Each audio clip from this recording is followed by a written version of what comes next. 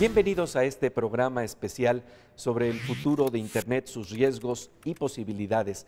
Para ello, conversaremos con Vint Cerf, considerado uno de los padres de Internet, vicepresidente de Google, merecedor del premio Príncipe de Asturias. Thank you very much, Vint Cerf, for this interview for Channel 22. De nada.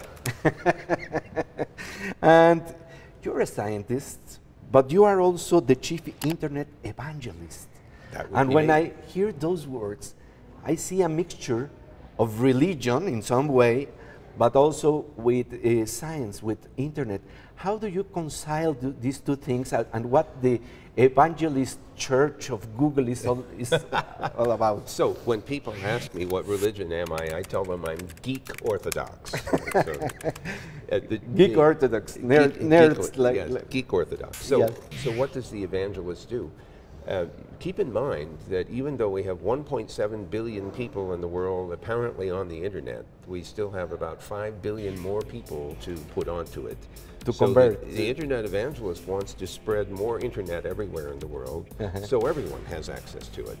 And Google, of course, is a big part of that, because Google's intention is to organize the world's information and make it accessible and useful.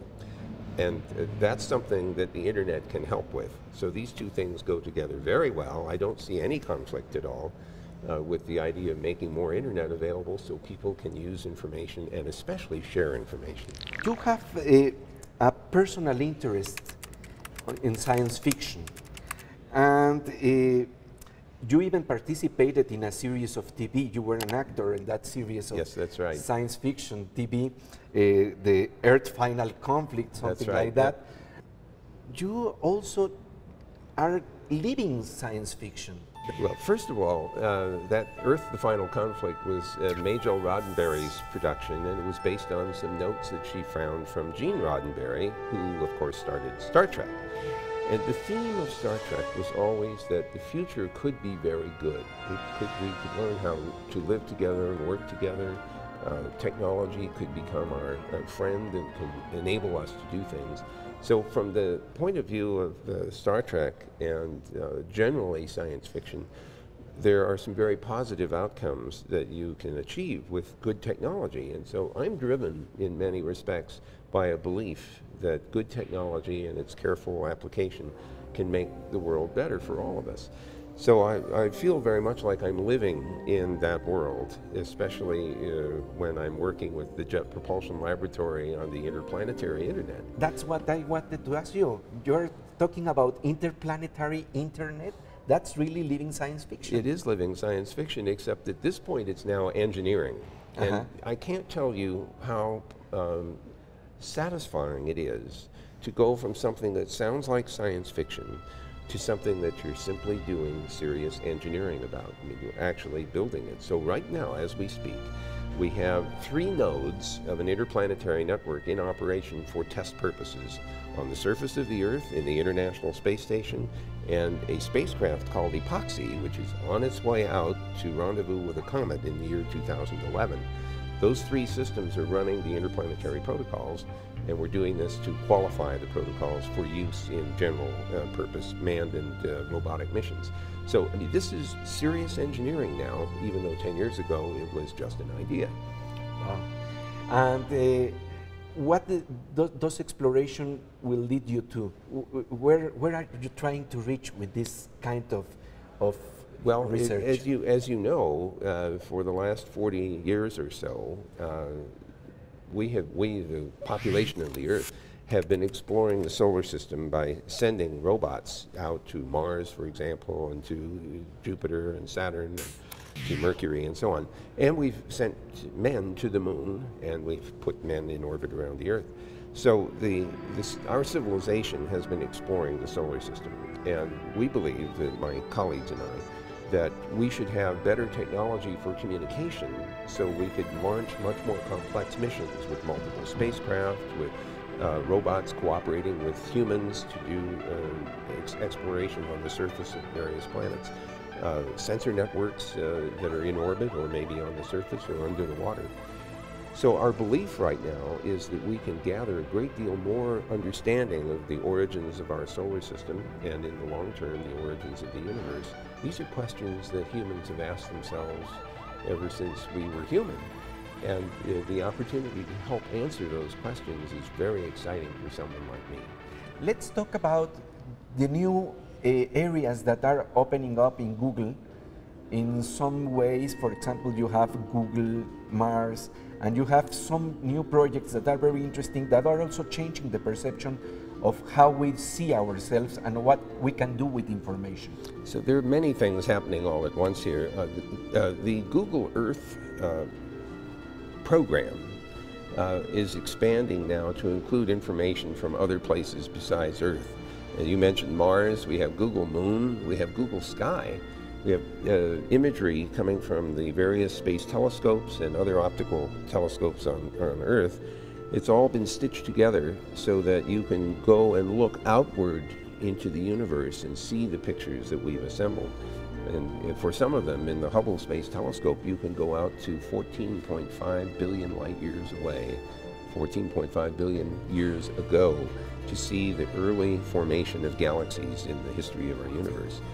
But there are so many other things that are going on, like Twitter, for example, is this little brief messages that people can send to each other or 1,000 people can receive.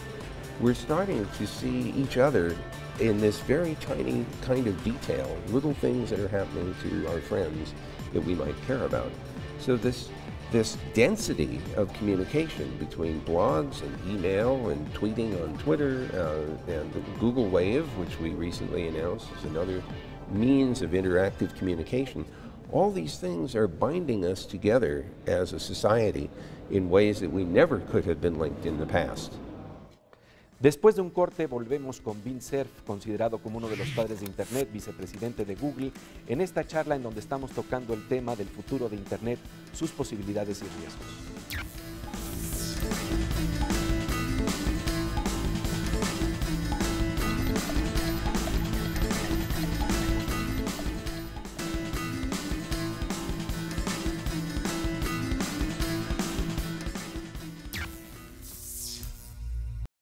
Estamos de regreso en este programa especial de Canal 22 sobre Internet, el futuro de Internet, sus posibilidades, pero también sus riesgos, y para ello estamos conversando con quien se considera uno de los padres fundadores de Internet, Vint Cerf. How to tackle this problem of poverty and the distribution of information? This is a huge issue, and I'm so glad that you brought that up.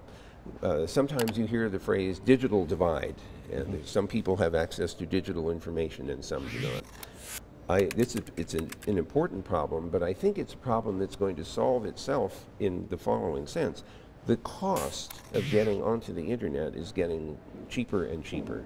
A mobile is less expensive than a laptop, for example, and the costs of access are coming down from competition, or they're coming down because the equipment is getting cheaper.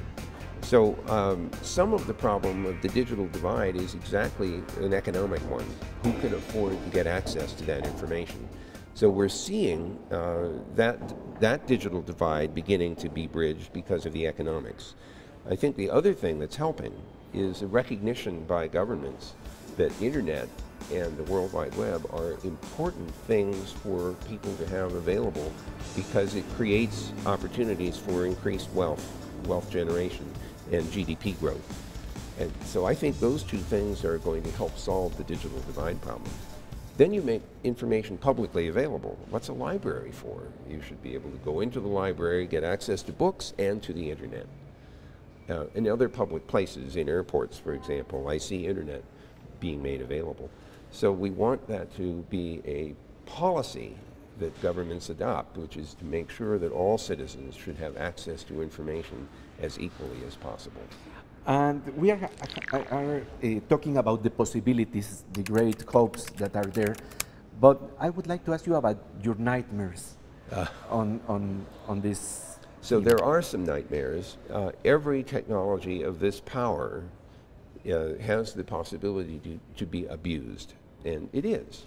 People commit fraud on the internet. They send emails offering you lots of money if you just send them a little bit of money and then nothing happens. We see cyberbullying and people really hurting each other's feelings by putting up videos that are not very nice. So there's a long list of possible things that are not so good. We see criminal elements making use of the network in the same way that they make use of the telephone and the postal system. So every technology of this type can be abused, and the question is what to do about that. And I think the honest answer to this is to look for several things. The internet is a global infrastructure, and so someone who wants to do a bad thing, like sending viruses or worms or spam email, can do it from anywhere in the internet. And that means the victims could be anywhere in the world. Well, if we're going to do something about protecting people from harm or finding and punishing people who hurt others, we have to have some global agreements about what is unacceptable behavior on the network. And we have to agree in our law enforcement structure that we will help each other find those people. We may not find everyone, and we may not be able to prevent all of the abuse, but we can take technical steps to minimize, and we can also work together on an international basis to find and track down people who are abusing this technology. Regarding the possibilities, one of the greatest is what we could call the universal library. No? Borges, a very good Argentinian writer, dreamed about the universal library, and in some way Google Books is trying to do so, but in the other hand we have the problem of copyright infringement. That's right. So let's talk about it. How do we cope with this? Shakespeare dramatized this in The Tempest with Prospero's library. And Google really believes that access to information is important. It has always been important in human history, and it will continue to be important in the future. So anything we can do to help people discover information is something that we want to do.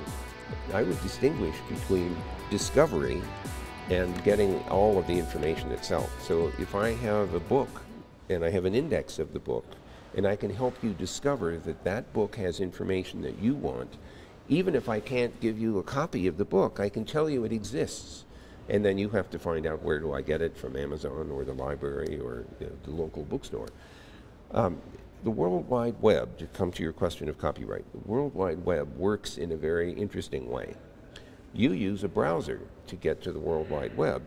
What does a browser do? A copy. It copies. That's exactly right. It goes out to the website, copies a file, it interprets the file and presents it to you.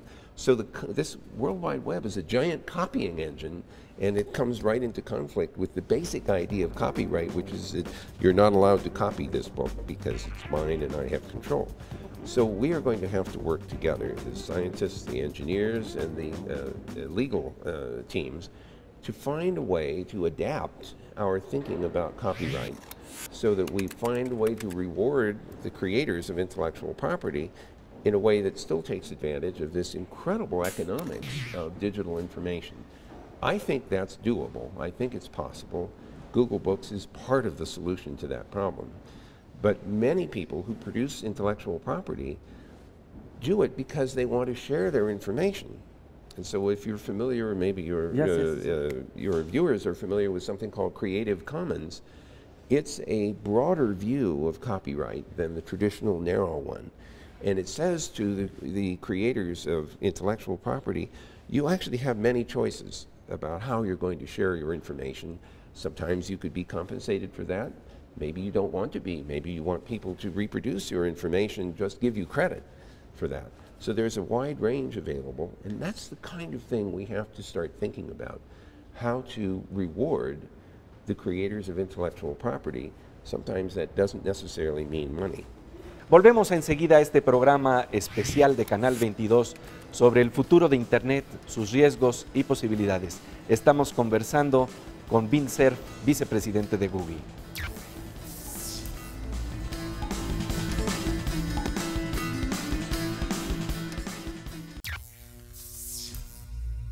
Estamos de regreso aquí en este programa especial de Canal 22 sobre el futuro de Internet, sus riesgos y posibilidades. Conversamos sobre ello con Vint, vicepresidente de Google. We are going to the dark side a little bit. Okay.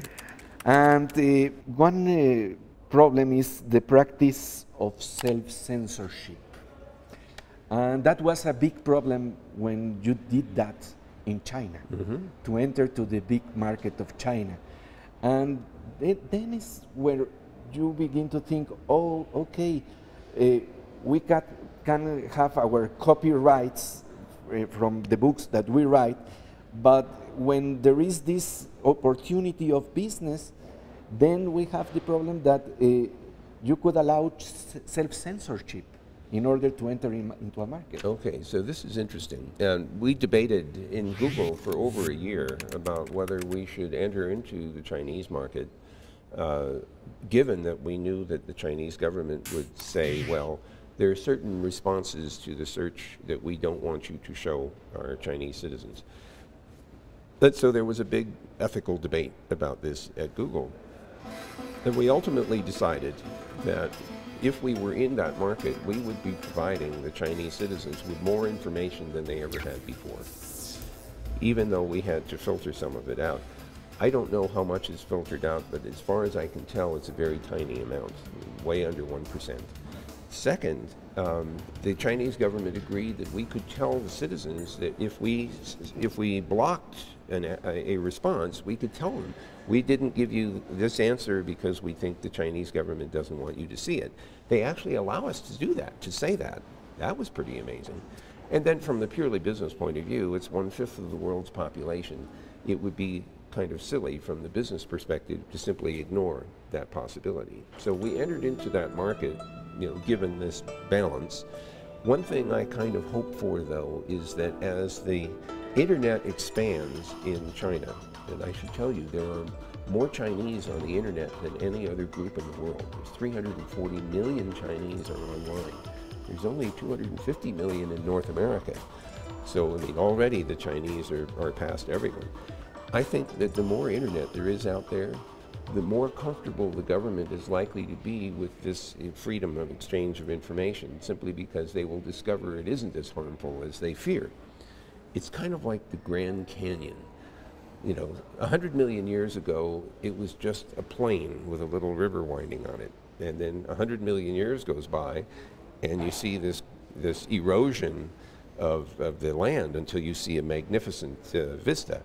I hope it doesn't take 100 million years in China, but I think that internet and information on the web is kind of like water flowing, and it's going to erode a lot of the resistance eventually over time. I will tell you one thing that is very interesting. There is also the bypass of the intelligence of the people consulting the searches. Because, for example, in Iran, it's prohibited to use the internet for searching sexual things, but people get another codes, another words to get into the same thing. So there is space for imagination. Creativity is something that we find everywhere, and you're quite right. Also the freedom to share information, similarly. If you watched after the elections in Iran, you saw a lot of information flowing out of the country by paths that they never had before. You were censored in Iran recently. Well, two last questions. Okay. One of these is it has to do with how do you use the information in the profiles that we are giving you, because there is a business there at the end.